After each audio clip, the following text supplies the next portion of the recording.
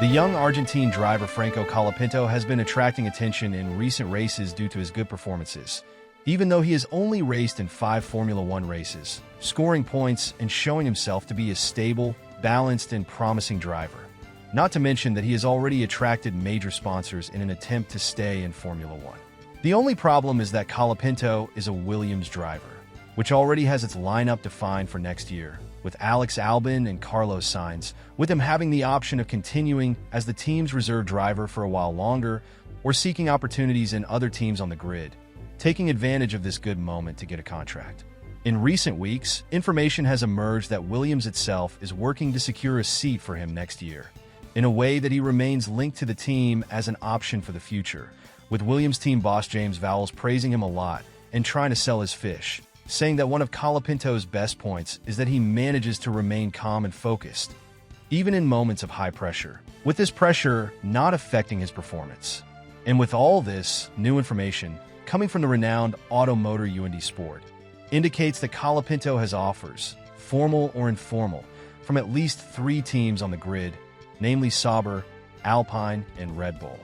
Speaking about Sauber, the team would be interested in having the driver for next year, but wants a long contract with no exit clauses, as Williams wants, which could hinder negotiations a little. At Alpine, what they are offering him is a pre-contract for 2026, where the team does not know if they will keep Pierre Gasly and Jack Doohan, and would like to invest in this talent and shape him the way they want, instead of hiring a more experienced and expensive driver. Finally, Red Bull is the team that presented a more acceptable and realistic proposal, with the team making it clear that they want to have the Argentine for next year for a place in one of the teams, but they do not want to have any clause that would allow Williams to have him back in the following seasons. Red Bull is interested in buying the driver outright, with consultant Helmut Marko making it clear in an interview that they will either buy his contract outright or they will not negotiate, stating that the idea of just loaning him from Williams for a few seasons is not interesting for Red Bull.